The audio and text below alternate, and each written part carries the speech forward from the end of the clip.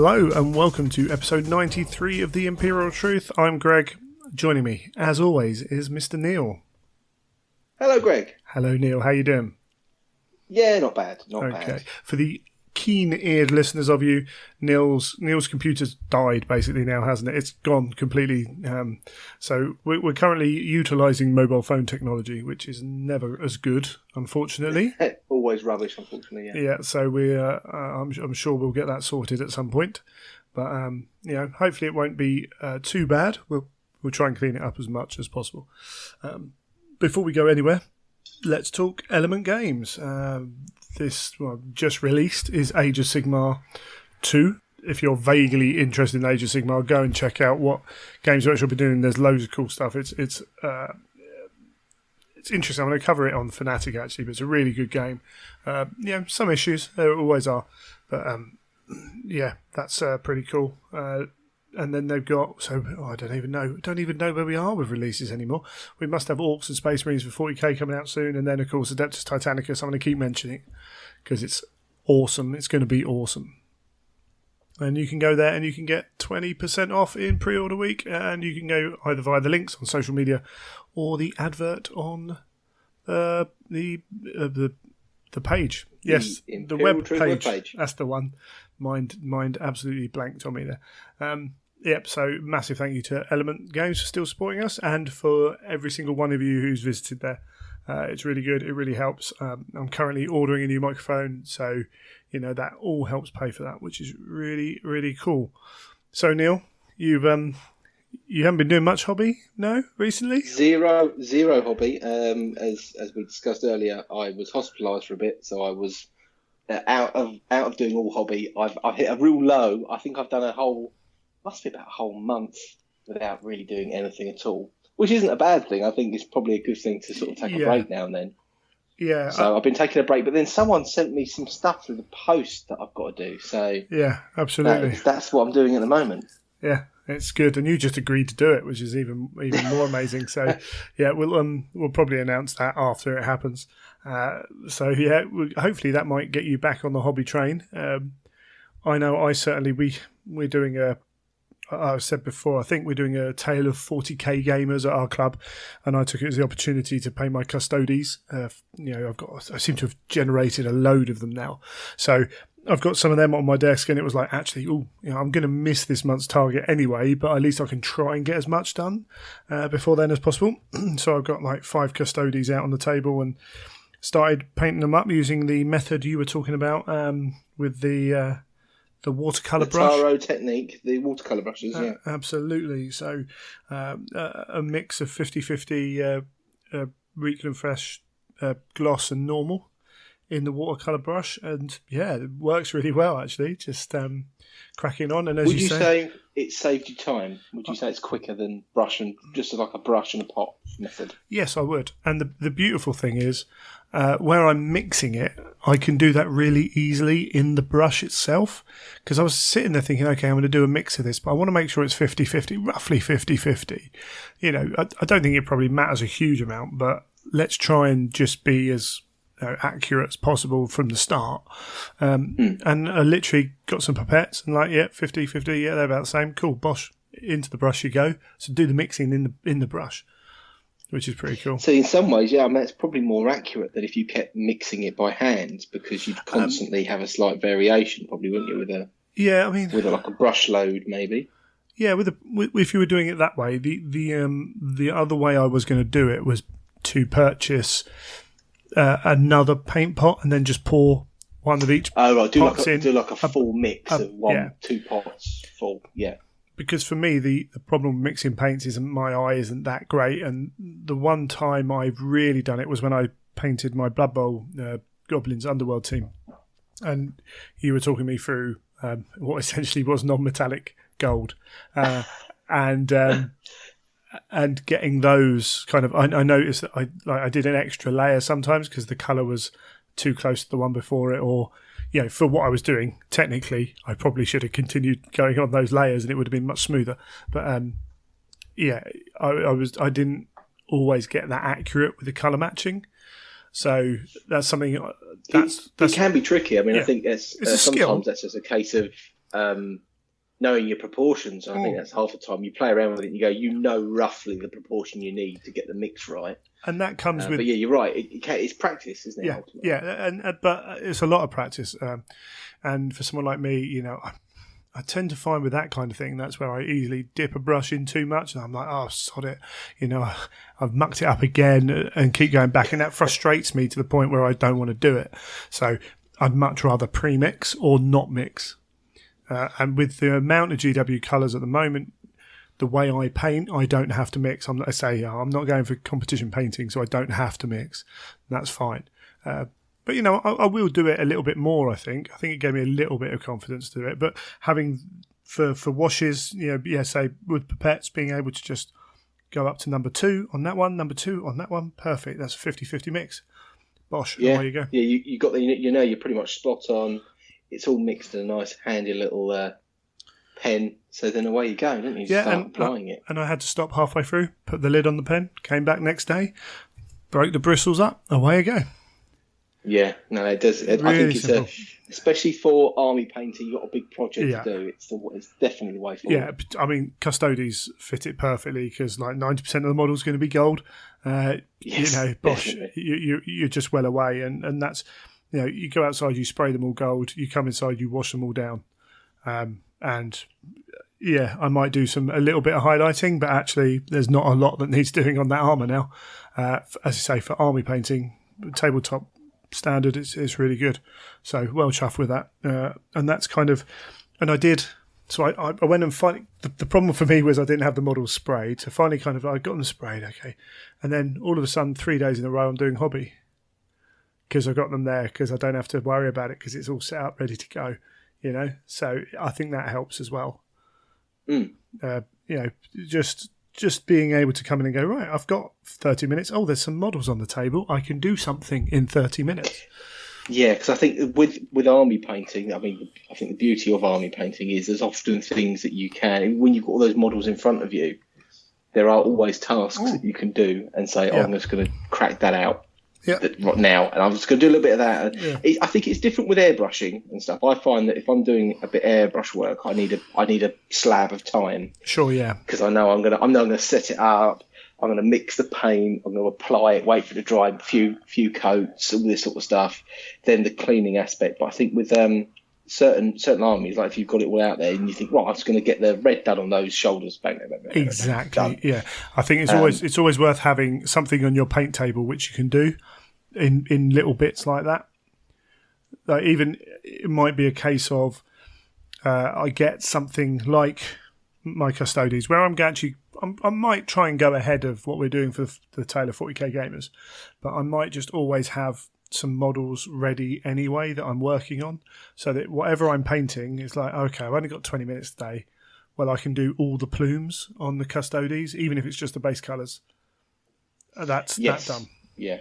So, yeah, there's something to be said for that. And as we spoke before, it's it's that hour a day which has gone out the window for this year. I'm not even bothering, and that's fine. And that's what I've got to try and get back onto is that hour a day. Yeah. Because I've had this whole month where I've done literally nothing. I've also worked out now that I can't go to the Forge World open day. Oh right. That's definitely out of. Sure. It was always very tentative because it's literally the weekend of my wife's birthday. Oh right, okay. Does she not want to come? And it's her birthday is on the Saturday, and obviously it's on the Sunday. And I was like, will I get away with this? And then when I was having a chat with her last week, it was like, right, so what are we doing for my birthday? Right, okay, we'll do this on Saturday. Oh, we could do this. No, let's do that Sunday. Okay, right, okay, I better cancel that ticket. Have you cancelled the ticket? You sent it back? I haven't. I'm going to do it. I'm going to do it tomorrow because I think you have to do it 7 days now, I believe. Okay. It's like a week, but you can't. It used to be up until the day before. I think. Yeah, you can cancel the ticket. That's fair enough, isn't it? A week's enough notice. I think that's I think especially for things where they might need to resell it because it's a limited number. I know, like when the heavy metal master classes and things, when they had a couple of people return tickets for that, you wouldn't want that to be returned the day before, because then No. to find someone to fill that slot would be very, very difficult. So, Absolutely, yeah, that's thoroughly reasonable of GW. So that's cool. It's a shame you won't be up there. I'll have to find someone else for the road trip. yes, but I was hoping I could go, and it almost relieved a bit of pressure as well, because I wanted to Sure. get a couple of bits ready for the Golden Demon, and then where I hadn't painted anything for a month, I felt really demotivated, and Yeah. then when that clinched it, and it almost relieved a bit of pressure. Yeah, absolutely. Okay, I'm not going. I haven't got to panic. Just sort of relax and just try and get back on the hobby mojo and get some other bits and pieces done. So will you aim at the 40k open day? Yeah, I think I will. My only problem is, though, again, I'm a bit sort of stuck for what I might do for it. Okay. That's my other problem, because I remember I spoke last time that I built the Age of Sigmar dude. Oh yeah. I actually, if I wanted to do anything for myself, it would probably be him. But of course, that does not fit into the 40k Golden Demon. Yeah. So I don't know. I'm undecided whether do I skip the 40k one completely and just concentrate on doing something I really want to do? Do I find something 40k? There's loads of stuff I can paint 40k. Oh yeah, absolutely. Absolutely tons of stuff. But do I look around and try and find something and do that? So I haven't had that thought process, and I haven't had that.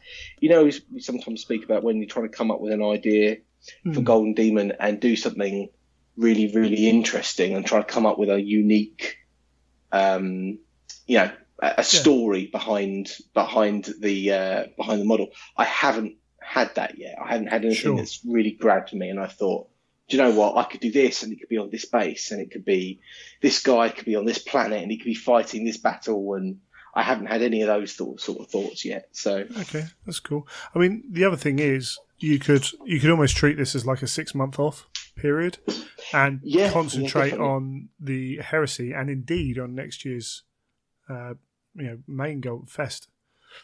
Yeah, no. Again, I did think, do I skip 40k Demon and just go straight for Heresy again, and just sort of start planning that far ahead and say, right, because when I did Perturabo and the Dread, I was doing that a year ahead of the Heresy. That was my main thing that whole year, and I haven't really planned anything for the next Heresy one either. So I could just skip and say, right, okay, let's get some Heresy things worked out. Let's try and work out what I might want in certain categories. I was toying around with doing my knight. I've had my knight bagged up for ages. My knight Acheron. Yeah. Getting him done, I was thinking. But again, I washed it all. I clipped a load of bits off. I'm undecided. I can't work out what paint scheme I want to do. There's so many questions half the time when I try and start something, and it's not. And that's the problem. It's refining it down, knowing what you want to do, having it 100% set in stone makes life a lot easier, because you know what you want to do and how you want to do it. Yeah, that's fair enough. Yeah, you need that inspiration to come in and play on that, and then pick up the model with a set idea in your head. Not set, but 90% there about what you're going to do. Yeah, definitely. Yeah. Okay, that's cool. Well, yeah, see how it goes, I suppose. I know I've got Call to Arms, I think it's called. Eastbourne, the Heresy event coming up. And I kind of like, that's way closer than I remembered it. So I need to dig out the Mechanicum for that. I need to write a list up. But I'm thinking actually there's a chance that I could get enough Custodes done that I could throw in a couple of squads and a character, which would, shake things up for me as a player. And a couple of squads on foot with no support, no tank support, a character who's half decent isn't going to, it's not going to throw the list out of balance either way. So it could be quite interesting. Really, really shake things up for me playing the army. So there's an idea for that. That's the one thing I do like. I mean, I know Custodes have got a bit of a bad rap, but that's the one good thing about them is you don't need a lot of them to create an allied force, and you can throw them into an army and completely change the dynamic of how you use that army. Yeah, absolutely. And I'm not going to get into that they should only be used as allies. I think that's poppycock. But in theory, most of the Custodes forces you should see probably should be allies. I think there's nothing wrong with the Talons list in taking a Talons list, should I say? But a lot of what we do, you'd expect them to be as allies used.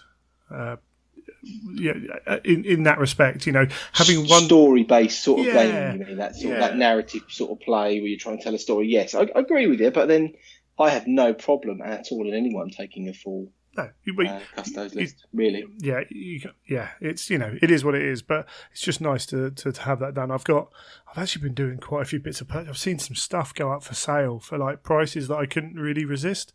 Oh, really? Yeah, it's like, so I can't remember. Did I talk about the Mastodon last time? Yes. Yeah, so the Mastodon's on the shelf. I don't think we spoke about it that much, but I heard you speak about it, I think, to other people. So the Mastodon's on the shelf, which I need to kind of go through, clean up, and then completely spray over the nice paint job that's done. And I need to find a battery to put in it for all the lights in the inside. And then I've got quite a job someone's done on that one. A fantastic job it is, and it comes with its display base as well, with with tank track kind of going through the mud and stuff like that. It sounds like it's wasted on you. Completely wasted. So I need to get that done, but I've got like a big ball of bubble wrap in the bottom of the display cabinet, which is a Charybdis, which Dean Walton was selling. I think it was Dean. And he was selling that for basically cost, all built. And I'm like, you know what? I've heard stories about the Charybdis. They are a pain in the posterior, those Charybdis. My one, when I built my one, I think I might have told you about the magnets debacle I had where I put magnets in them and the magnets came off and they got jammed behind, but then you now can't get to them because obviously the position of the magnets, so they're just stuck in there, wedging the arms out. And they're an absolute pig. Yeah, so I bought one for the same price at Forge I'd sell it, all built. Yeah, and Dean would have built it well, so it's like, cool, that's fine. That's fine by me. Go for it. Yeah, so so I've got lots of that. I've got a little bit of them. I've built one of the new. We'll move into that right now, I suppose. I built one of the new Castellan Knights, the big boys. Right, yeah. I quite like them. I can see why some people don't. I think they could have been designed aesthetically a little bit more pleasing, but I still like them. I don't think they're perfect. When you say that, do you mean to look more different to the other knights, or do you mean do you mean by aesthetically pleasing? Just something about them. Maybe they look a bit busy at the top. There's a lot of guns on them, right? There's always going to be a lot of guns on them, but it feels like they feel very top heavy, even more than like Titans feel. I think, really? Okay. Yeah, I think I haven't seen one in the flesh yet, so I mean, I thought they looked all right, but then I always say you got to see these things in real life. Yeah, I mean, mine's not fully put together yet. I've left parts of it off for painting and stuff, and it's not like I don't like it. I do like it. I think I would like it more with a couple of different choices, aesthetic choices, but it doesn't put me off. I still like it. It's an interesting thing, and I think it's hard to get right as well, actually, to be honest. So I've built one of them up, and I've got some Armigers to build up as well. And we had the official news that they're going to get rules for Heresy. Yes, which indeed. Is really good. And the baby ones, or did they already have rules? They're the Armigers, yeah. They didn't have rules. We weren't sure. There was some chat that they were going to be classed as not being around during the Heresy. I think that's a little bit like not needed. I mean, either way, they're going to get rules now, so it's fine. I think there'd be an issue with the way they're porting all the Heresy stuff into 40k. Don't think it's a problem porting it the other way. And I think the Armigers are actually quite a good thing to have in night lists. Now, if we talk about lists, there's a fundamental difference between making a list better and making it more of a fun experience to play. So yes, and the night list is good, but it also creates negative game experiences for opponents. We've talked about it a number of times, but the mere fact that if you bring a balanced Legion list, then possibly half your troops are not even going to be able to touch, maybe more, and not even going to be able to touch a knight. If you're only playing 5 knights, that means those toys are literally going to move up the table and get taken off. Right, and you might still win the game because you might control objectives and whatever, but that's not a fun way to play the game. So there's potential here, and this is why I like the idea of the toughness in 40k for vehicles. And I won't get into whether it's better or worse or anything like that, but it purely means that at any point you can interact with your opponent. So there's no point where you say, well, there's no point shooting this, there's no point doing this. So having the armigers in, if their armor value comes down to something, if it came down to an 11, I don't know if it would. Maybe it's a 12, who knows? But at 12, all of a sudden, more stuff can hurt it. And 11, your heavy bolters can hurt it. Yeah, you've got a lot more options to deal with it. Yes, your bolt gun still can't, but it allows more interaction between the armies. And even if it's another option for people to play around with in the list, and to make people, if you do want to take your knights and you're thinking, oh, do you know what, I don't want to be labelled that guy, and how can I take it? It's just another option that you can play around with. Yeah, and we've yet to see the rules. It might actually work out that the best army you could have has 4 long-range shooting armigers, and then 3 knights that long-range shooting as well. That has potential to happen. You don't have to build that army. What you can do is take 4 armigers that move around the table and are, potential for like predators to take them out, things like that. And that provides, as I say, that just provides more interaction. The rule set we use at the moment with armor values and stuff like that means there is always potential for negative experiences in terms of stuff not being able to hurt each other. In fact, Joe was playing at the club. He was playing against Giles, I think, and he pulled there's the rule about if you can't hurt a vehicle, you're allowed to fall back. And our weapons can't harm this. Yeah, that rule. Yeah, we can't touch it.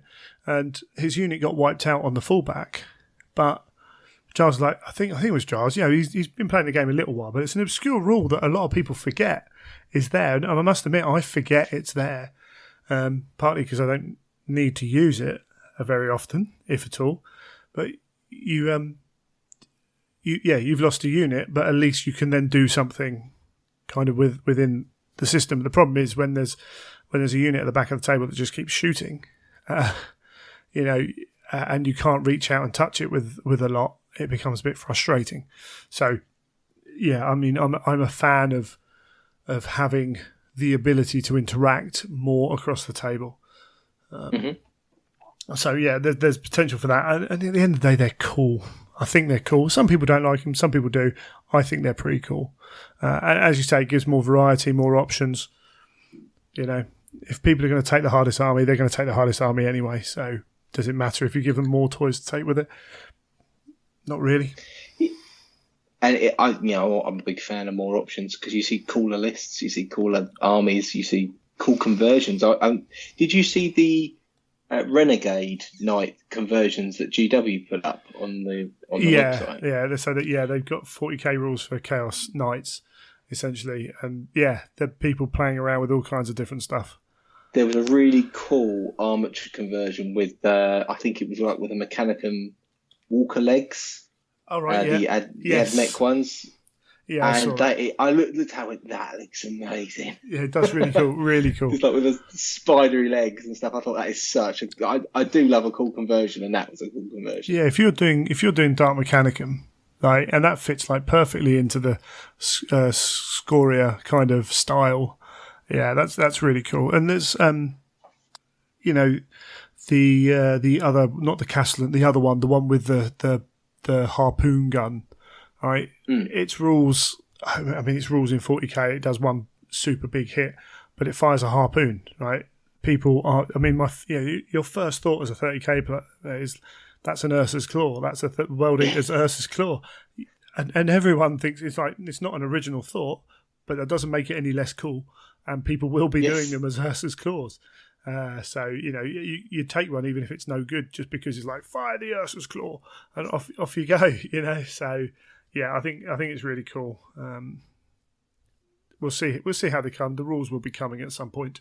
We know that. So that's they're on it, and it might be coming earlier than we think, just because of that announcement, or maybe they got fed up of answering the question. It could be one or the other. But that's Definitely. super cool. What else have we had? We've got some Salamander's doors. Hey. Exactly. It's like small doors. When I saw them, I went, "Oh, I wonder how long it'd be till they get." Yeah. It's we won't stay too far on that one, but yeah, it's cool. They look good for sure, but we haven't had a lot for Heresy. It's been a bit quiet, quite a couple of weeks again. We got the Heresy open. We got the Forge World open day in a month, so I wasn't expecting. Yeah, that's going to be the one where I think then we'll see a load more stuff, and then suddenly then it'll be that stuff being released. I think. Yeah, I've got hopes that they step it up a gear, and I would like to see them do what they did with the Thousand Suns last year in releasing stuff before the book comes out for next one. So maybe not a Forge World weekend, Forge World Open Day. It might be the next kind of 3 months after that, but we start to see some releases. But Lehman Russ came out end of the summer last year. 2 years ago. He came out well early compared to the book. So it will be great to see, and we do know we're waiting for another character. I mean, Scoria's got to be out soon, surely. We've seen a painted copy of it, and then we're going to have the next one. We've seen Krull already, and we know we're getting another Primarch this year. So, there's plenty of cool stuff to come on, and we'll have more from the open day because I'll be heading up, which will be cool. But some Salamander's doors for those people who want doors for their Salamander's vehicles. There was an interesting piece on. It came up very briefly. Someone was commenting on, I think it was on the Heresy 30k. They saw it. It might have been Max actually from Road to Terror podcast. But there's a possible last chance to buy thing coming up. It appeared on the front page, and it had a picture of Knight and Titan upgrades and transfers. A picture of the Questoris Cerastus heads and some Thalax, I think, as well. But the link was dead. But it could be. It's happened before where they've put a link up and they put it up early. So there might be some more last chance to buys on maybe some of the Knight heads. I mean, I can't imagine they sell a huge amount of Knight heads. No, I've got one for mine. I quite like them as because I'm not a big fan of some of them that come as the standard ones. So yeah. I was all for the changed ones, but yeah, I would have thought Knight bits though sell quite well. I would have thought, but the heads, the spare heads. I mean, the Knights sell well, surely. But I haven't. I've got how many Knights have I got? I haven't got a single spare head. Some people will go, I've got. It's because you're really tight when you build your models. Absolutely, you don't like to splash out. No, not at all. And someone's going to tell me, I bought 3, but realistically, how many people buy Knight heads? I can't imagine it's a huge amount, and it might be wrong. It might not be that kind of thing. But with with Games Workshop putting out their Knights, they've got transfers for them, doing like 5 major houses. Yeah, maybe we'll keep like. I'm sure Malinax is a popular one. Everyone loves that colour scheme, so maybe the 1 or 2 stay, but the rest go. Who knows? It's a bit of speculation. Yeah. So it's just the thing that be aware. If those are things that you are interested in, then maybe you want to be near a computer at like 9:30 Friday morning or whatever it is, 9:30, 10 Friday morning, just to jump on. That's all. That's why I mention it. It's yeah. I think for me the frustrating thing is the transfer sheets and things like that, because you never quite know when you might need some of those. Well, I haven't thrown any transfers on my Knights yet, and I'm sitting there wondering what to do. Do I go and get my own made up, or do I go and buy GW ones and restrict myself to ones that I think are going to be around? It's a tough call.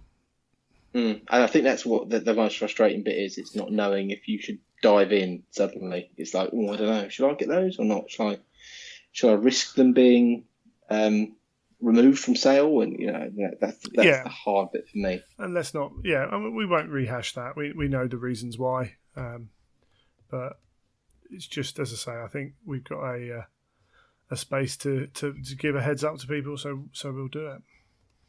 Was there anything else? Oh yes, the Games Workshop Warhammer World Heresy event.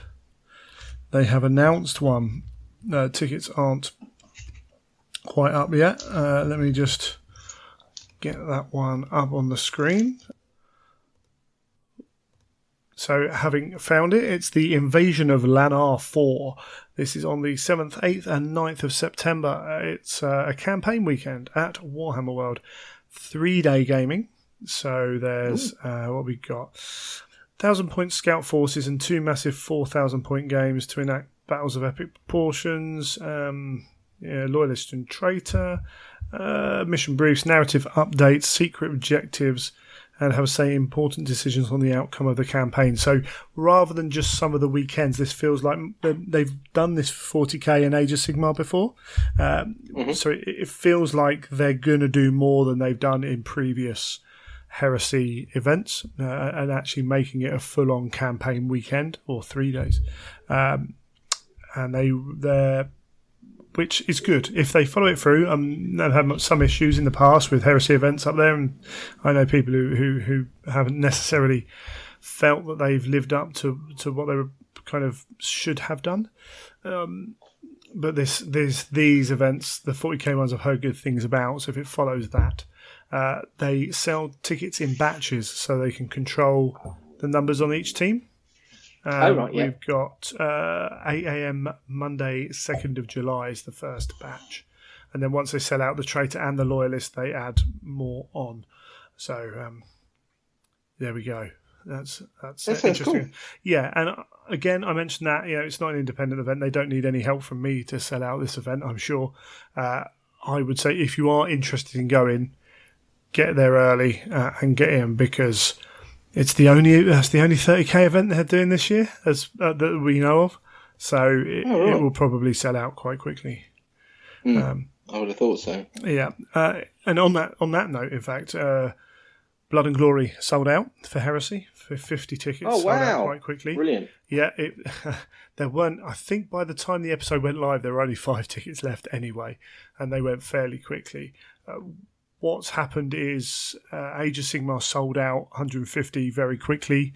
We sold out, and 40k hasn't. And there are various reasons for that. One of them is I don't think there's no name attached to the 40k event like there is. Like the Age of Sigmar is run by guys who well known in the Age of Sigmar community. And Heresy, obviously, we've got the podcast, and I've run events before. And 40k is guys who play 40k but haven't got a podcast. There's no kind of thing behind them. So, no driver to try and push things towards it.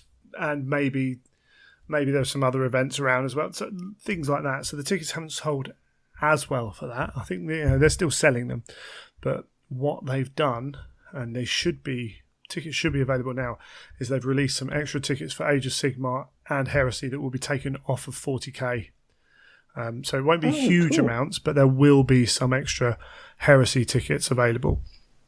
So if anyone's out there that felt they missed out. Yep. So still plenty of time. Second, I've had messages from a couple of people who did.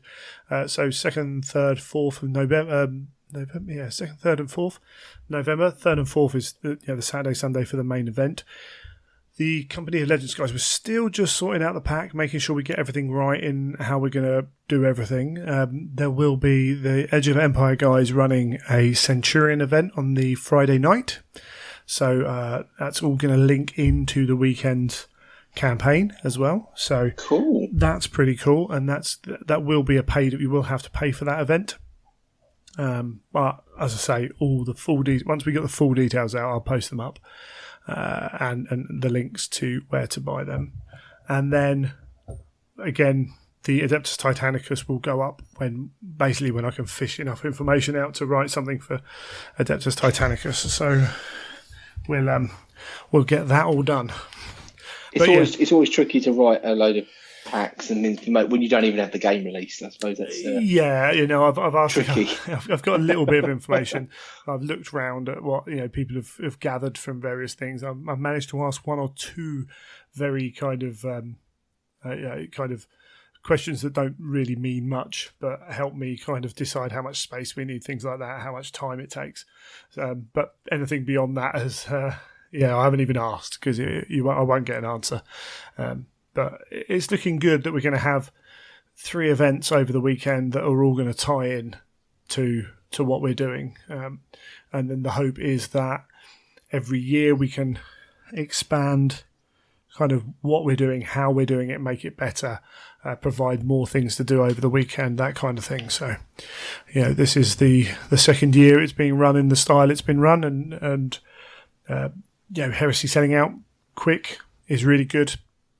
That's a really positive sign, isn't it? I know that you said AOS had sold out, and I would have expected that because it's AOS does seem to have a massive following now. It seems to have really taken off.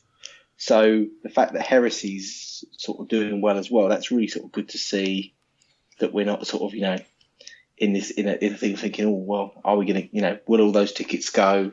Yeah. And being in a negative place. Yeah. And I said before, Ben wasn't sure from the outside looking in, wasn't sure what we'd do with the Heresy. So it's good to be able to show those guys, there's the demand. And that means that next year, they'll be looking to grow every year and adapt and push on. And so this year we can do that. Next year I can get a group of people together. We can work on it even earlier. We can get more organised, and I can turn around to them and say, right, we want to do this and this and this, and I can go. And last year we sold out. So actually, that these events are going to be supported, so we can do more, so we can get some more support. That's how these things grow. Yeah, definitely. So, really looking forward to that.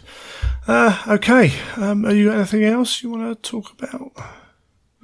Not particularly. We cover most of the book stuff. We've got Michael on. This is going to be probably jump straight into talk with Michael from the Black Library live after this. So all the kind of new book talk is in that. What we did with Mike, I got him on. We've kept all the Heresy stuff only for this podcast. If you want to know about the 40k and Age of Sigmar stuff and our thoughts about how Black Library are doing certain things, we're going to have the full thing on Fanatic Podcast. So you'll get the Heresy bit and the other bit. So for people who don't listen to this, they can get the full thing. For people who listen to this show, they can skip the first part and go straight to the Age of Sigmar 40k and other things. So keep it a bit interesting, hopefully. And we'll talk about all the narrative stuff there. So we'll do that after the music.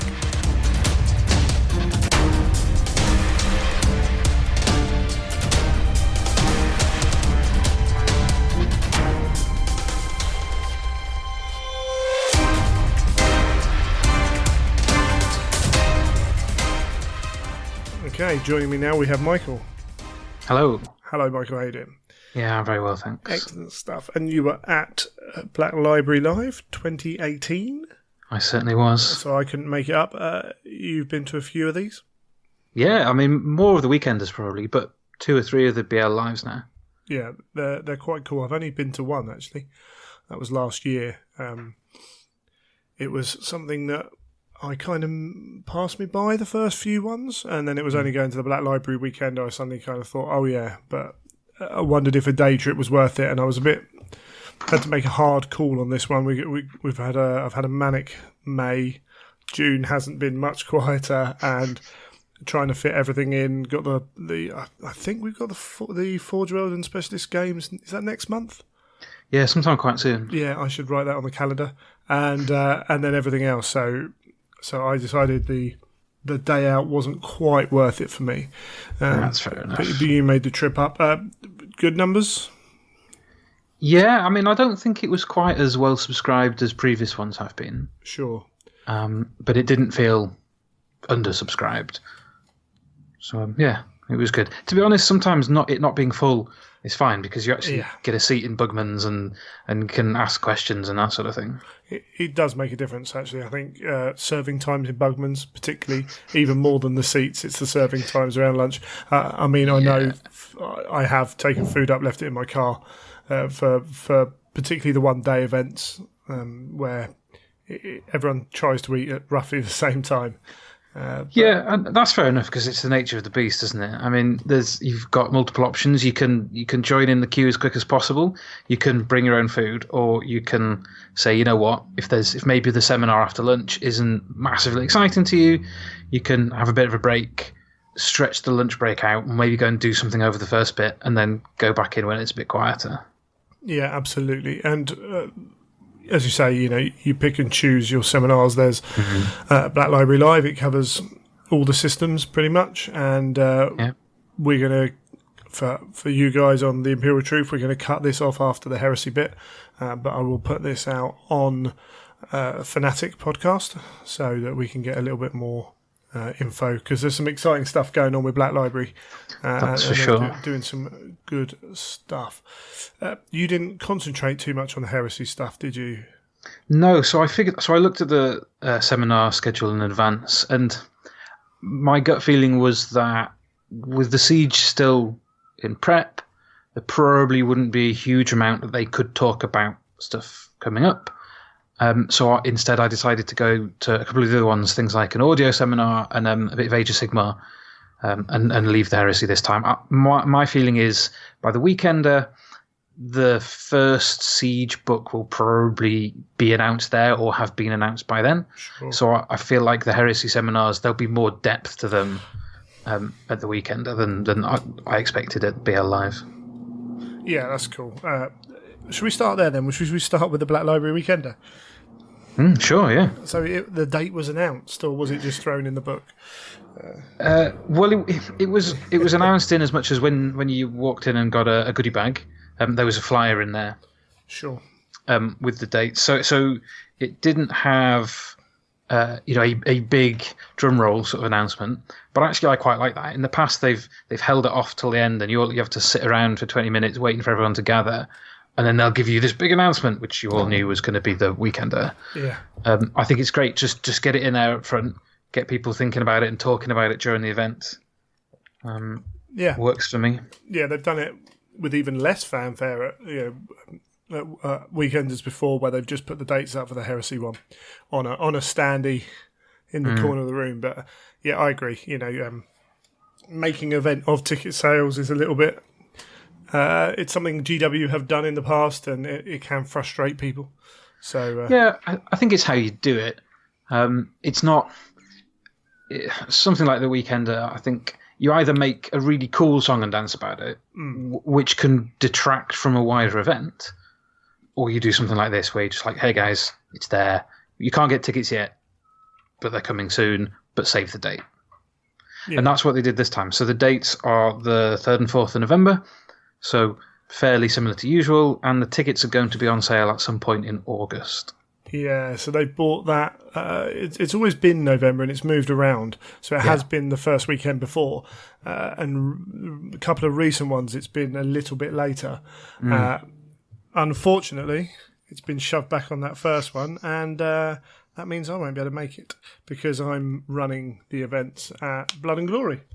So that's a shame. It's really, I mean, it's such a small issue, really, but it's so frustrating because I've been to every single weekender so far, and I'm betting that there aren't many who have, if any. Yeah. And I do love it. I think the weekenders are brilliant. I get so much out of them partly because I go to so many, which helps, but you get to know people. Yeah, for sure. Got to get to that point, and I'm a geek, so I've got that fear of missing out big time.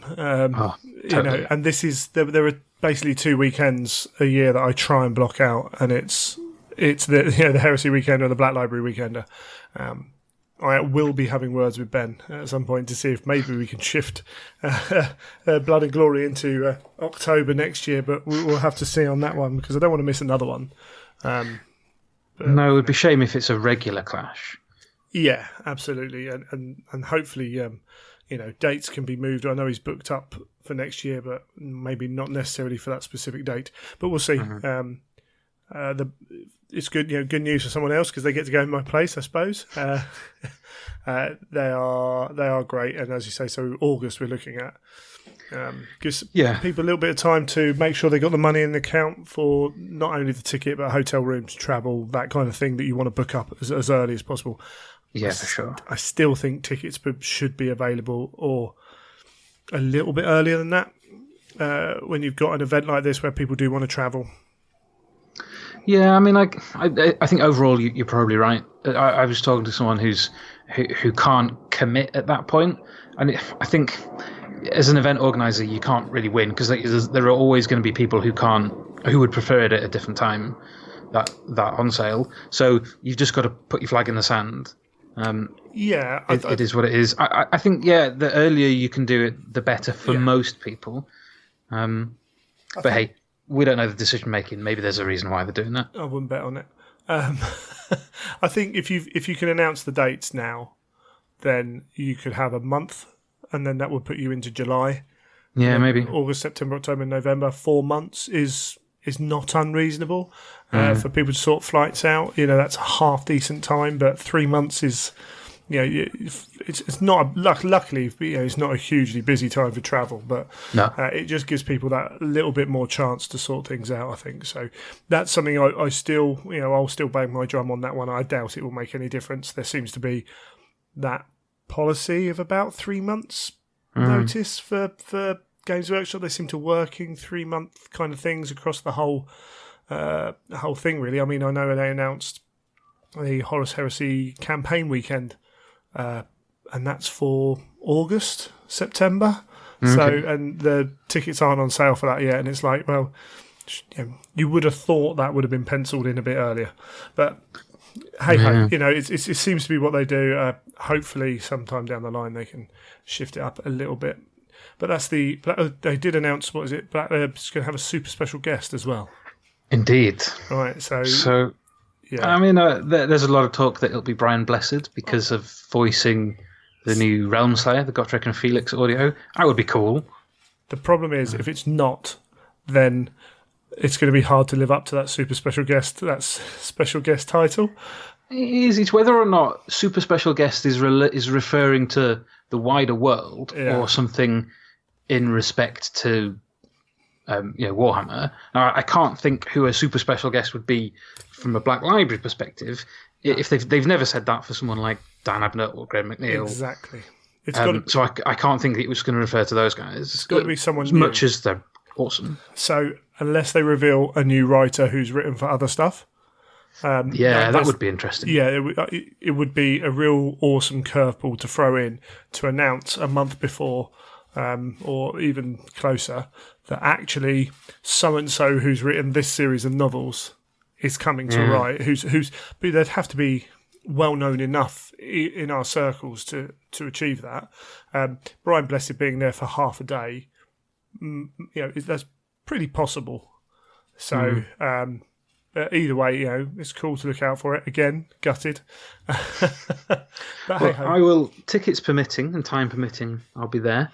Well, so I'll do my best to report back. Well, this is one. I am in Derby, so I'm literally, 14, 15 miles away from the hotel maximum. Yeah, okay. So it's like, well, what are we doing Saturday night? Am I staying at the venue? Am I doing this? Or do I pop over to Nottingham and at least get to hang out for a few hours with like the people I know? So that's an interesting conundrum to have. And also, of course, there's going to be stuff there that I want to purchase that maybe other people don't want to purchase and I can pick up. So there's, definitely interesting. But that's totally cool. Right. And that's always good. I mean, there's always some good heresy stuff. And as you say, this the timing of this one, I can very strongly believe that almost most of the heresy topics are going to be about the siege. Yeah, I think so. And we'll come on in a minute to releases. I'm fairly confident there'll be a new novel there. Yeah, it would be. It would make sense to what they're doing. Okay, so should we talk about the releases? Should we jump if we get straight on. So should we talk about the releases that were available at BL Live. Yeah. A couple of bits and pieces for the Heresy. So it was on the release date for Born of Flame, which is book 50. So that was available for anyone who wanted to pick it up earlier than they would get it if they posted it. But in terms of brand new releases, which are not yet available, probably the two main ones were the book 9, I think, in the Primarch series of Vulcan Lord of Flame. Is that what it's called? Yes, that's right. Lord of Drakes. Yeah, that's one. Yeah, sorry. So by David Annandale. Now, I believe that I had in my head that was due out tomorrow. I think it's not anymore. I don't know if it's been pushed back or what. I think it's actually now, according to the BL website, due out on the 14th of July. But that was available to buy in advance, and David was there, so I saw a good few people getting him to sign and personalise their copies. Cool. Book 9, halfway through the series. Yes. Well, in theory. Yeah, well, yeah, absolutely. I should have got that one picked up as well. But to be honest, I've been so busy doing other stuff, I haven't even finished a book we're going to talk about in a second. So, it's going to be an interesting one. David Annandale divides opinion. It's fair to say salamanders themselves divide opinion, but partly that might be due to Nick's style of writing as well. Yeah. He certainly has very... I keep seeing people really lauding praise on him for his Salamanders books, so it's definitely not one-way traffic. No, for sure. And I think it's probably just a personal choice, isn't it? A stylistic choice. Yeah, absolutely. And they're a really interesting legion as well. Yeah, for sure. And this one, from what I gather from the blurb and from talking to David for a quick interview I've got coming, it sounds quite interesting because it's very much it's early on in the Legion, arguably before they even were the Salamanders. I don't know if it's common knowledge what they were called before. I don't know it. No, I can't think off the top of my head. No, so I assume that will come up because it's Vulcan. He's been found, but he's not joined the Terran part of his Legion. So it's that interesting contrast. Yes. I'm not sure if there'll be conflict between the Terrans and the Nocturnians that he's been building up into the new part of the Legion. So there's some cool stuff in there. I think it's going to be quite interesting. Yeah, fingers crossed. Should be really good. And they also announced the 10th novel as well. So Korax, Lord of Shadows by Guy Haley. Indeed. So I think that's going to be cool. I mean, I've heard a lot of different people say different things about what they wanted from the series. One of the things that personally I'm pleased with is that most of the books so far have been written by authors who have not historically done a lot about that Legion or that Primarch. So, okay, Chris doing the Space Wolves and Graham doing Magnus, a little bit different, but most of them, including this new Korax one, we've not seen much, if anything, from those authors on those characters. So I think it's going to be a nice change of pace. I always enjoy Guy's stuff, so I'm looking forward to reading that. Yeah, it'd be really interesting to see what he does with that character. He did interesting things with Perturabo. He certainly did. And Korax is innately more likeable than Perturabo. Yeah, but also prone to... he has his issues, as they all do.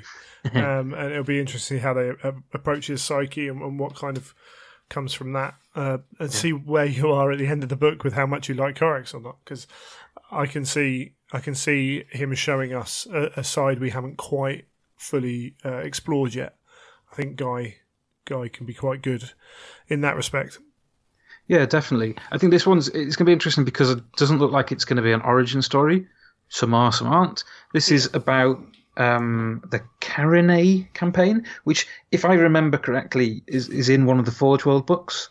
Right. I think. Okay. I haven't read very many of them, so I'm not familiar with it. Can't remember. So I think it's Great Crusade era or mid Great Crusade, mid to late, rather than an early stage one, like Vulcan's going to be. And that's fair enough. I think we know quite a lot about Korax's origin. Exactly. Sort of been covered, really, hasn't it, in Deliverance Lost? More than most. We have a good idea of what he did and how he did it. So it makes sense to get some more development of that character from a later period. So that's cool. And on the Primarchs, For those of us who can't afford or choose not to go for the posh limited editions, the standard Jagatai Khan was there, so I picked that up. Looking forward to that. That's due out in the next few weeks, if memory serves, to a wider release. Yeah, that was which is great because I've been looking forward to that for ages. Yeah. So I'm glad I got my hands on that one. Enjoy. Yeah, brilliant. And then we move on to, we've got some audio coming, Mr. Andy Smiley. Well, I mean, are we going on to forthcoming things or sticking with releases that weren't available on the day? What else was there? I forget. Well, book 51 of the Horus Heresy series. Yes, of course, yeah. Slaves to Darkness by Mr. John French. Yes, I'm only halfway through this. Various reasons, haven't quite got through it yet. But I'm going to put you on the spot. Are you enjoying it so far? I think the title's very apt. I was sitting reading it the other day, thinking actually, sometimes titles just title a book, and sometimes titles like kind of seep through the book, and this is one of those ones. It's I don't know what I expected, but it wasn't this, and I like that. And this is one of those. I think this is one of those books where it makes you sit back and go, "What do I actually know about the Horus Heresy, and about the fight for Terra, and how they all interact?" Because actually, you don't know much. We know so little, and it's really cool the way it's explored it and has made future books become much more interesting. And keep waiting. So I've read it. I'm not going to say much about it here. If you want to read a spoiler-free review, trackofwords.com, there is one there. It's as spoiler-free as I could make it. And very, very spoiler-free, which meant I really couldn't talk about very much because there's a lot that would have spoiled it. So, John, you made this a difficult book to review. Well, I remember speaking to John outside of doing an interview with him, and I know that I spoke to him and he was like, actually, there are real challenges with this book. What I might do is I might try and get hold of John for the release date to try and get him on and talk about the book with, obviously without spoiling things because it'll only be release date, but get him on to talk about how he approached it and his decision-making process for that, because there are some really interesting decisions, even just the characters that we focus on. Well, I think that's exactly right. So if the cover has most of the traitor Primarchs on it, and most of the traitor Primarchs are in the book to a greater or lesser extent, but the choice of viewpoint characters as protagonists is a very interesting one, and certainly I would be interested in hearing John's thoughts on. He had all these characters to choose from. Some Primarchs, some non-Primarchs. How would you go about choosing those? Because, I don't know. I mean, I've never really thought about that before. Yeah, it was certain... sorry, Karen. I was just going to say, what are the key... What are your objectives for the book, and how do those objectives... this is what I want to have achieved by the end. How do those objectives determine the choice of viewpoint? So this person is best placed to be able to portray this thing happening or this progression of a character or whatever that might be. I think that would be really interesting. And I think, like you say, there will be some fans who pick this up and don't find it quite what they expected. But I think, for me, it's a hard one to see too many people complaining about the usual complaints. You're not going to be able to complain that it doesn't move things forward. For sure. Because it does. I don't want to say too much. It's excellent. I loved it. It's less John French than I expected. Sure. By which I mean the Ahriman series, the Hiruzen Wars, Praetorian of Dawn are incredibly twisty-turny. You really have to sort of give them a bit of faith as you're going and just trust that it will make sense by the end. This, to me, felt a little less twisty-turny, a little less deliberately complex, still carefully thought out and very well plotted, but a touch less of that than I expected. And I think that, I flew through it. I think that's a good thing. It's an apt choice of words at that time. It definitely feels more Talon than Praetorian Adorn, and that's not a bad thing. So, we're getting a writer who can write different styles of books, and that's cool. Yeah, thoroughly enjoying it. And I know he was one of his big things was basically, who don't you put it? Yeah, because this book had potential to swell up a lot. And as I say, I'm only 200 odd pages through, so I'm about 2/3 of the way through it. But yes, very interesting. So it'll be good. I will reach out to him. Yeah, and that's due out at some point in August. The Black Library website at the moment, last I checked, did not have a release date for any of August's books. So hopefully we'll find out soon exactly when these are due, so everyone else can twiddle our thumbs and wait for the big day. Absolutely. Okay, well, was there anything else out for Horus Heresy? I think for the Heresy, if I remember correctly, that was everything. So the books 50 and 51, the 2 Primarchs, I don't think there was anything else there other than probably Master of Mankind in mass market paperback. Certainly that's been released since, so good for everyone who's sticking with the original format. Go and enjoy that. Yeah, but other than that, I think the Heresy stuff that I'm aware of then moved on to the Coming Soon seminar. Sure. So Andy Smiley is doing another audio drama. Yes, called Hubris of Monarchia. So there was no artwork available, but there was a little bit of info, and it is Captain Alcaeus. I have no idea if that's saying that right. Who's an ultramarine captain who is mentioned, if I remember Laurie Golding's tweet right, he was mentioned, I think, in Mark of Calth. There's a setup, isn't there, in Mark of Calth. I honestly can't remember it. No, I saw Laurie tweet about it. It's a detail. I don't recall those sort of details generally. But he's a character who wasn't at Calth because of, one assumes, the events in this audio drama. Yeah. And he's fighting orcs, I think. Cool. Always good. So, and I like Andy's audios. He's got a really good sense for those. So I think this should be interesting. It's rare to see him these days do something that's not what are they called? Flesh tearers. Yes. And it's nice to see him do a bit more heresy. So I'll be looking forward to that. Yeah, absolutely. That'd be really cool. We've got, following on from that, we've got Heralds of the Siege. Yeah, with a lovely cover. Yes. I like that very much. Although I'm not sure who one of those characters on the front is. Anyway, that's a conversation for another time. Yes. One assumes this is going to be book 52, maybe 53, depending on what else comes out. And it's a short story anthology. So I assume these are all the stories which haven't been rolled up, which are building up to the siege itself. So there was quite an old one from Nick. Was it called The Gates of Terror? Yes. That may have been included in an anthology already, but that comes to mind that could be in it. But things like the short stories that came out for Advent last year. So there was John, Guy Haley, Laurie, yeah.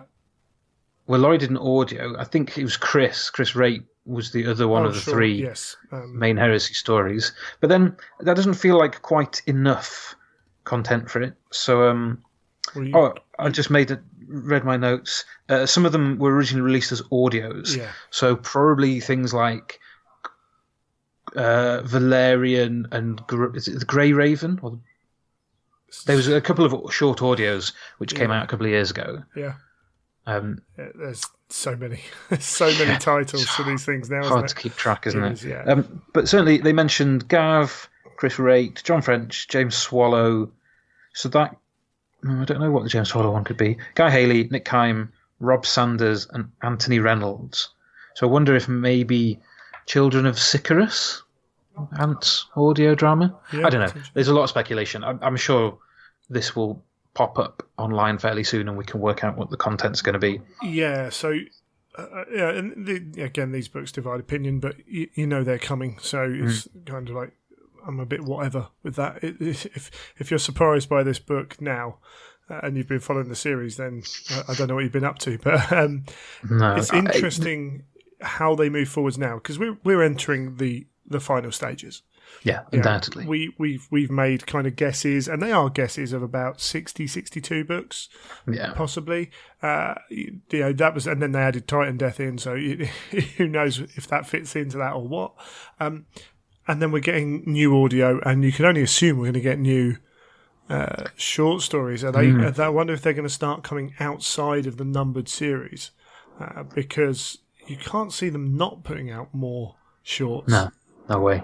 So, are we going to get like a final big collection of shorts, having the new ones in just before the final battles, or because would that upset the rhythm? It's an interesting one for them to handle. It definitely is. There's one thing, and I think they would really struggle to do would be to put a load of short stories and audios out, and then wrap the series up, and then put another anthology out. Oh, and here's all the stuff we did earlier. Yeah. Because it's a bit of a flat way for it to finish. So if they're going to do it, you feel like they need to roll them in as they're going, or do it as something completely different. And yet we've got the Honoured and the Unburdened, which are outside the numbered anyway. Yeah, so it's an interesting one. It is. I think with those, it could be anything. So apparently, I never saw this, but apparently we were told by official sources, which I have a feeling might have been people tweeting Laurie, that the Honoured, the Unburdened, and Sons of the Forge were officially outside of the numbered series, were not getting included. Then Sons of the Forge has been included. Yeah. Laurie is no longer there. Maybe it was something that he was keen on before, and since he left, opinions changed. I don't know. I sort of don't have an opinion either way about whether the Honoured and the Unburdened are included. It would feel a bit weird to wrap them up unless they did a bunch more cows. Yeah, they don't fit. No, they don't fit anywhere. So yeah, it's an interesting one, and over the years now we've talked about decision making processes, and they unfortunately, as you say, well, not unfortunately, but things do change, and so where we've been given definitive answers before, down the line they become less definitive by the nature of the beast. And I actually messaged Laurie a couple of times about a couple of things recently, and he's like, as far as I know, this is still being worked on, and I didn't take the opportunity to talk to Nick. Actually, I saw it.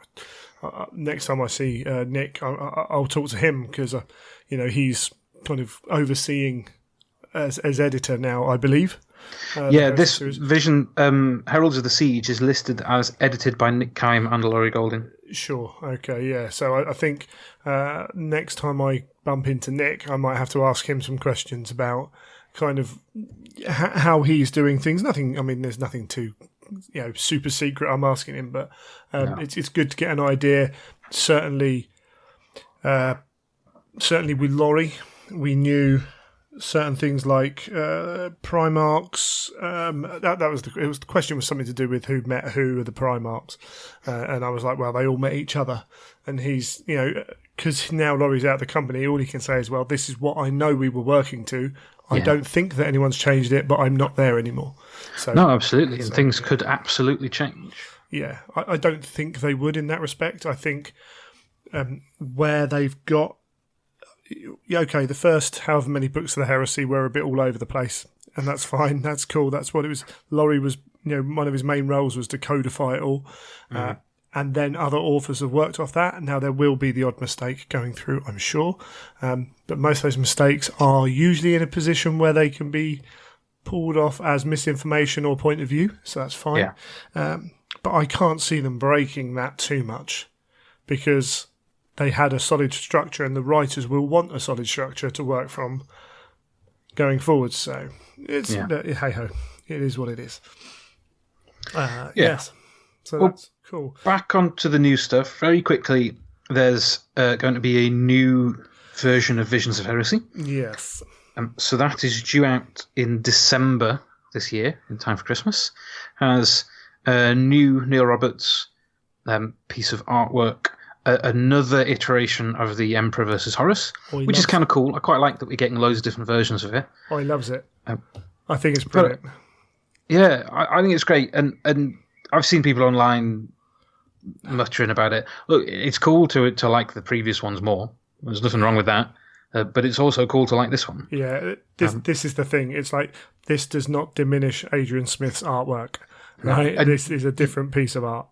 You should have seen. So, Rachel, whose role I don't know, art editor, art commissioner or Commissioner? something like that. It was, I think she was. Yeah, she something like that. She was talking about this, and you could see how excited she was about this piece of work. At a glance, even on high res, on an iPad sort of thing, it looks lovely. I'd really like to see a full scale version. There's a lot of cool detail in there, and I love the fact that Sanguinius is out of shot. You just get feathers floating across the foreground, which is kind of cool. So that's coming in December. From what I gather from other sources, Guy Haley has been brought in to work on it. I don't know if that means Guy has rewritten the story part, or if he's been doing a sort of Laurie style juggling things to make sure everything fits. Yeah. I don't know. I haven't spoken to Guy, but it's cool that he's involved, and I feel confident in him. He's got a lot of experience in journalistic side of things, in editorial work. I'm confident he'll do a good job. Yeah. So this is new art and. From the Horus Heresy and the Primarch series, and more information as well, because the books have expanded on the story. So I could easily see him doing a bit of both, to be honest. Mm-hmm. Like, we need to write up a little bit about Moloch. Cool, whack that in. The interesting thing was that there's no guarantees this is the last version. No, someone asked that question. They said, how many more will there be? And the very careful answer was something along the lines of, as many as it would be appropriate to release. It will be really interesting to see if we get one at the end of the Heresy. I think there will definitely be one at the end of the Heresy. The question is, how long is the siege bit of the Heresy in real life terms going to last? And is there enough in there? Is it going to be another 3 years? In which case there might be time for 2 more. It probably won't be. But I would be very surprised if this is the last Visions of Heresy. Yeah, I fully expect another one, which then puts you in the position of, do you buy this one? So I certainly think last time I could not justify the £150 for the extremely beautiful but very expensive limited edition version, so I went for the normal one. Knowing that there's a chance of an extra one on top. I certainly would do the same thing again. If I'm going to get it, I'd go for the standard version, which will still probably be 30 or 40 quid. Yeah, but I think it's arguably it's quite nice to have the iterations of them. The original one, Collected Visions of Heresy 1, 2, 3, sort of like history books almost. Yeah, absolutely. And knowing me, because of the collection, because of Heresy, I will probably end up doing that because I'm a mug. Yeah. But that's cool. That's fine. What's important, I think, is that people are aware. Yes. And I think you can infer, even without having spoken to BL, that we're a good way off the finish of the series. They've updated it to include the new story work, this new artwork.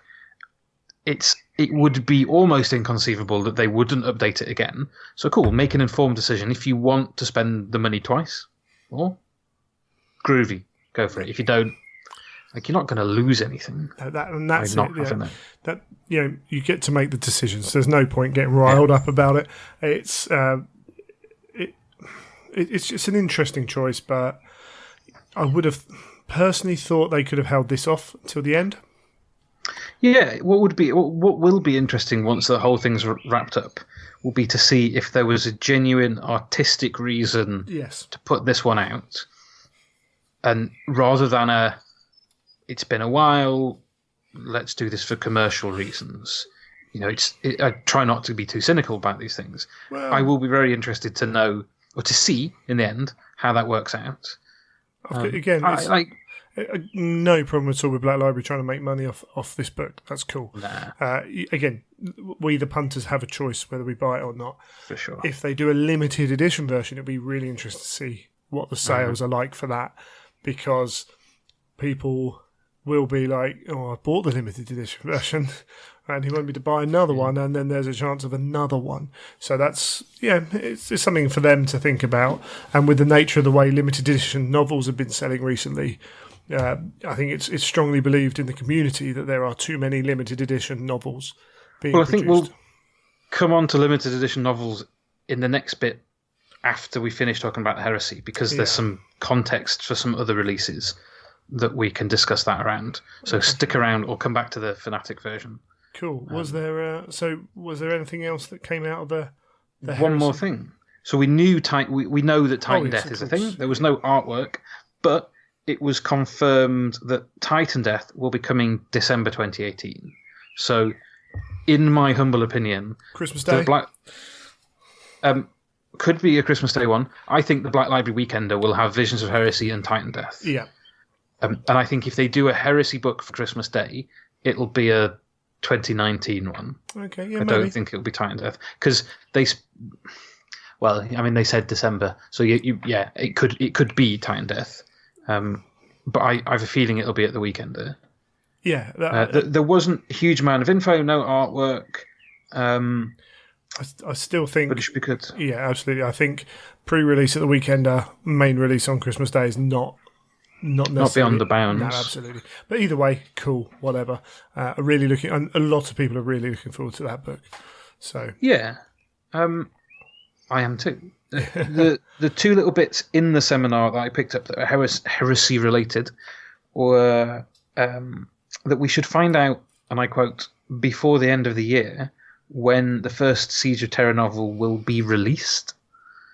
So news before the end of the year, which may or may not be at the Weekender, which implies that the first Siege book will be released at some point next year. So cool.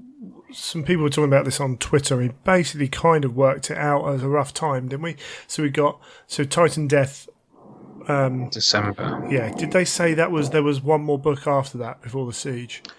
Well, I feel like I remember hearing in the past that the Doom of the Death Guard, whatever that book is going to be, the last one, should be the last book before the Siege. Yeah. And that again, a little snippet was that we should hear about a Death Guard novel from James Swallow, which I assume will be a Heresy Death Guard one, in the summer.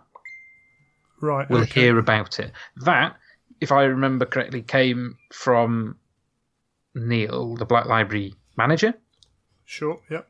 I don't know if that's his job title. Apologies, Neil, if I got it wrong. Again, it wasn't. Someone just shouted out the question, when are we getting it? But they didn't specify Heresy. They just say a Death Guard. I think they probably said the Death Guard book from James Swallow. So it felt, fairly cut and dry that we will hear about it in the summer. Cool. Don't quite know what that means. Who knows? Maybe next time. So we're up to September on the Black Library website with books coming soon. There was not a Heresy book listed in September, so who knows? Maybe there'll be one for October, and that could be soon. It could be one that they're springing on us.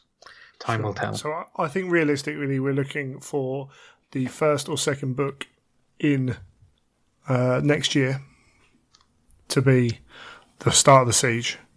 So that's anywhere from Heresy Weekender to like May, June. So, but that's cool. We're getting there. We're progressing. Everyone knows what's going on. I'm liking that. Yeah, I mean, I think, like I said at the top of the piece, I didn't expect there to be a huge amount about the Heresy. In terms of those releases, we could have anticipated that there would be an anthology. We knew about Titan Death. Visions of Heresy, sort of neither here nor there in terms of like exciting news. It sort of is what it is. So it was only really Hubris of Monarchia that was brand new, unexpected. No one knew anything about. So yeah, I think we've got to be due some more juicy news soon. I don't think we're getting 3 books this year in the remainder of this year. 3 books in the remainder of the year. So you've got Slaves to Darkness. So we've got Slaves to Darkness hasn't been released yet. That's August. The anthology, Titan Death, and the Fall of the Death Guard. So I think that takes us through to February. Yeah, personally. That sounds about right. February, March. So I think start of summer next year will be. That's my own guesstimate, and it will be hilarious if I'm completely wrong. But that's my thoughts on it. So that's fair enough. And then if I think back to Heresy Weekend, I think, where Nick basically said that he couldn't confirm anything, but the plan was to release the Siege books relatively quickly. Not so quickly that people get really behind and it's massive spoilers everywhere, but also not months and months in between each one. No, I think they'll look at trying to get every 3 months. I think that would be... be... 3 months would be great. Yeah. So it's either going to be 3 or 4. I think you're either going to get 3 or 4 out in a year, which will be good. If that happens, yeah. I'm making these bold predictions, and it's not like I've never been wrong before. So. Well, we're all wrong a lot of the time. But who knows? Maybe you also are correct. Indeed. Okay, we'll pause that there then, and we'll carry on. Yeah.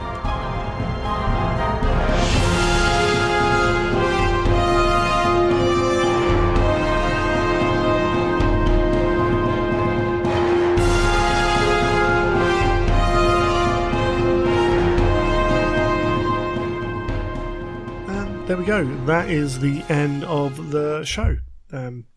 Before we move on, we do have a competition. Neil and I have literally spent the last 5 minutes trying to think of the best way of doing it. We came from ideas from... so I don't know if anyone's seen, but Warhammer Monopoly is a thing. It is coming. I think it's quite funny watching people like incredulously wonder why. The why is because it will make money, because that's what Monopoly does. And yes, frankly, it's a game about money, and it also makes money. The why shouldn't be why is it here. The why should be why did it take so long, and why not Risk? There'll be Warhammer Risk. Warhammer Cluedo would be amazing. It was Inquisitor Eisenhorn. Who killed the Emperor? Your lack of faith did. But yeah, you can imagine, like, say Warhammer Risk coming out and everything else, and the only concern I have is, as I say, a well-meaning like aunt buys me it for Christmas, thinking, oh, it's Warhammer, Greg will like it. But it's this is what you do. Do you know what? The one thing I think of is, there's a lot of people in our sort of hobby now that have children. And when I look on Instagram, I see loads of people going, look, this is my son's first model he's painted, all this sort of stuff, which is cool. It's like, what I'm trying to do with my son when he painted his first model for Golden Demon. But I think that there will be an element of people who think, well, do you know what? I'll get that, because my son will play Monopoly, and I could play Monopoly with him, and it can be Warhammer Monopoly. Not even just your son. It's like siblings, family members. It's exactly. It's a game that everyone knows how to play, but you can play it with a hobby-related twist. Exactly, and that's why they do it. It's a sensible thing. It makes money. The important thing to remember is it does not affect your tabletop wargaming. Right? It doesn't diminish it in any way. But there's no reason why Warhammer can't be merchandised in the same way that Star Wars, Lord of the Rings, Harry Potter, all that stuff is. Transformers. You can make money out of it exactly the same way as you can with them. These toy companies have been making shed loads of money from duvet covers and lunch boxes and bobbleheads and clothes and everything else, and Warhammer could easily exist in that, both in aiming at teenagers with the more kind of traditional Warhammer images we see, but also we were just talking about you could have a stylized Space Marine very easily that could fit on kids stuff, and that's good. It's just easy money then. If you can market it in a way that kids suddenly hit, then all of a sudden they're buying Space Marines because it's Space Marines, not because they're toys on a table, just because the logo means that. So it's really cool stuff. And it's that whole thing of they're learning about the brand earlier, and they know what they are. So when they come to see one in a shop, they don't go, well, what's this? Yeah, and they don't go about getting the brand out there. That's just for nerds because they own something with a Space Marine on it. So actually, it's all that. So anyway, I managed to get hold of a retro land speeder. So this is the new model. You own one, Neil? I do, yes. I bought one at Warhammer World when I went up there for the painting thingy, which again I went on. Okay, so we've got we got one of those. They're not cheap. This one doesn't have a flight stand. This is how I got hold of it. But it's in its box. It is. All I've done is taken it out to look at it, and I put it straight back in. And we're going to give it away on the show because, personally, it's just not my style. So I thought, you know what? Let's give it away. Why the heck not? So why not? It's funny because you said you're not too keen on it, but I said how much I loved it. So yeah. I've learned 2 different schools of thought. I'm learning to let go of my nostalgia because nostalgia is expensive. So it is, yeah. I much prefer the modern or the heresy style land speeders. So that's cool. We're going to give it away on the show. We are going to do it nice and easy. This is a competition I want everyone to be able to enter again. You can tell I've got no artistic talent. No, I don't set challenges too often for the good prizes. So what we're going to do, after an in-depth discussion, we need you to send us your ideas for what characters Neil and I would be in the heresy. Now, please keep it PG rated and, vaguely sensible. Otherwise, I won't be able to read them out, I think most people who listen to this show would because we're boring like that, aren't we?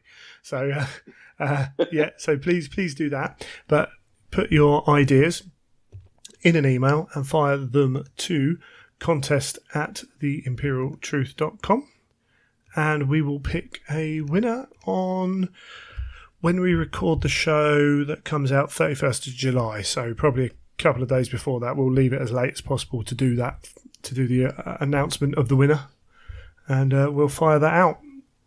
And you can win a retro land speeder, and I'll send it anywhere in the world. So that's cool. That's cool. And also to say, they're not cheap, those retro land speeders. I was quite shocked at how expensive they were. Yes, you're not the only person. As I say, I got given this by Forge World, actually, for reasons, for things, mainly to keep me sane. There's a very nice guy there, and I just thought, you know what, if I'm not going to use it, let's pass it on. So, yeah, send in your emails, and the funny thing is when we do this with emails particularly, we never get as many as you think we would. And I've talked to a lot of podcasters and other people, and they all say the same thing. In fact, the independent characters who've got a hell of a listener base, they ran a contest once and 3 or 4 people entered. I'm sure it was them.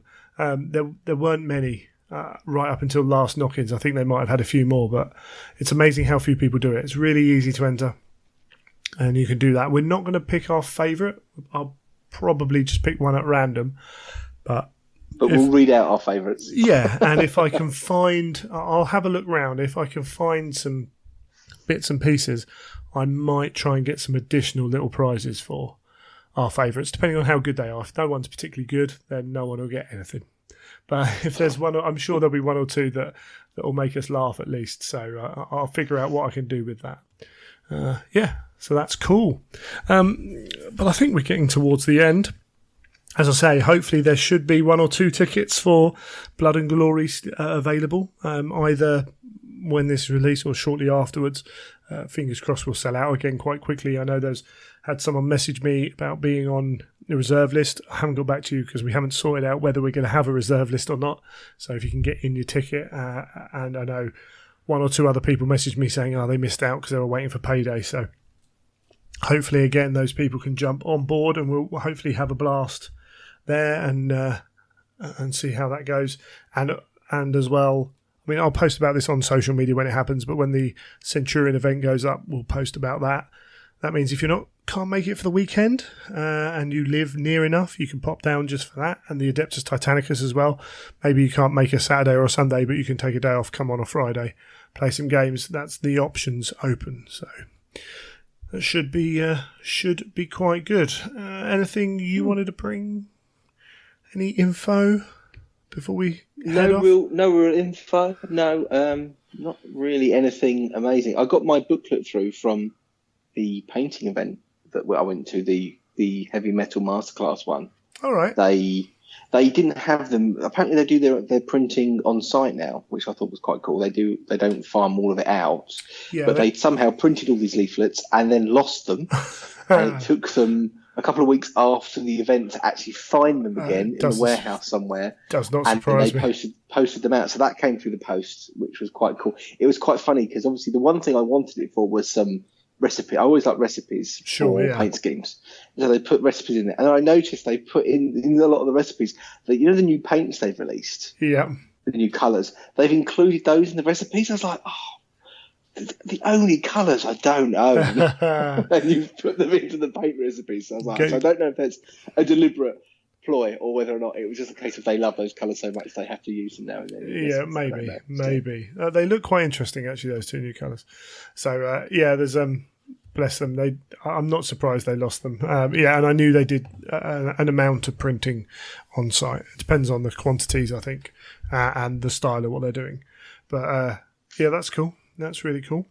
That's about it for me, because I haven't been doing any hobby and I've been in hospital. So for me, there's not a lot been going on in my world. He's just looking for sympathy. Don't give it to him. Doesn't deserve any of it. Yeah, we'll it's been the same for me really. Hopefully we'll be on it. We're going to get some. We're going to do I think we need to do a painting topic soon. Yes, I've got to try and think of one of those. Yeah, if I can remember how to paint, because I tried to paint a while ago, and I picked up a brush and had to put it back down again. I was like, I don't remember how to paint.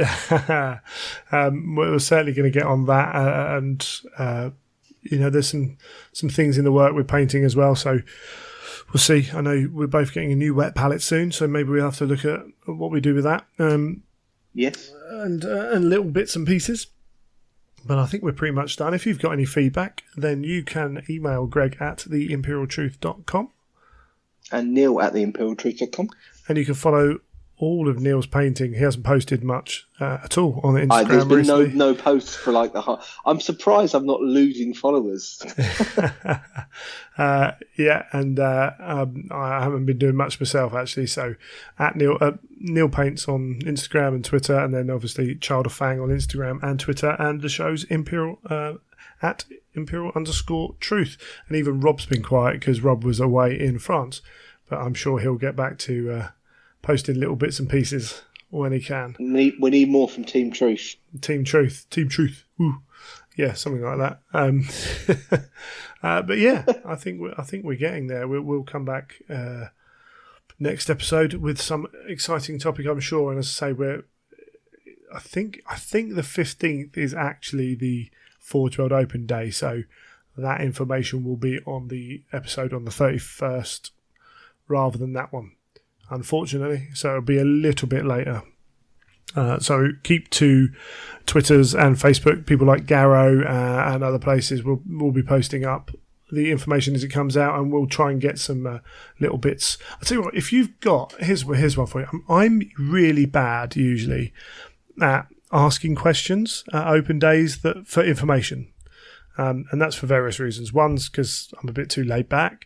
Another one is because I'm pretty sure that the answers I get are different than the answers other people get. Whether intentional or not, I feel that I don't get anywhere near the scoops. Maybe I'm just not asking the right questions. And maybe I do that on the podcast okay and not so well in real life. So if you've got any questions, information, feel free to send them in. I won't promise to ask them, should I say. I can answer them, but it might not be useful. I can try and ask people those questions. Bearing in mind, any question that is something about when is X out you're not going to get an answer. So it's not that kind of. But if there's a genuine question about how something's designed, how they choose to do different things they do, whatever, FAQs, we know they're coming. As I say, we know release dates we don't get given. We're not going to get the book release date. So things like that aren't going to get answered. So feel free to send them in to Greg at theimperialtruth.com, and I'll try and remember to do some hard questioning, like some ITV Panorama kind of BBC Panorama guy. Stick a microphone in their face and probably get told to get lost, but can give it a go, can't we? That could be quite cool, actually, if people sort of send in a few questions and you sort of can record an answer from whoever it might be, a news or a designer, and say, what's your answer on this? And I think give us some sort of soundbite back. But recording an answer might be out of the question. These guys are controlled in the way they appear on the media. So putting a microphone in their face will probably result in no answer at all, not even a no. Secret recording? Secret recording, possibly they might get onto me. It's not like I don't stand out in a crowd. So, yeah. But when you've got that big flower in your lapel. Absolutely, yeah. I thought you were going to say hair then. That's not going to happen. That's not going to happen, is it? But yeah, again, I might not answer the questions, but if you can't go to these events, then there are other places to do this as well. Places like Heresy 30K, Pendrag's very good at collecting. He's a guy who's good at getting answers. So half the time I probably just chat too much to people to actually ask them any questions. But yeah, we can go for that. We can give it a go and see how it goes, can't we? If everyone's completely unsatisfied, we won't do it again. But we can but try. And indeed. And if you're there, then say hello, because it's always good to meet people. Okay, all right. I think we're done. I think we've warbled on enough. So unless you've got anything else you want to add, Neil? Nothing from me. Awesome. You have been listening to The Imperial Truth.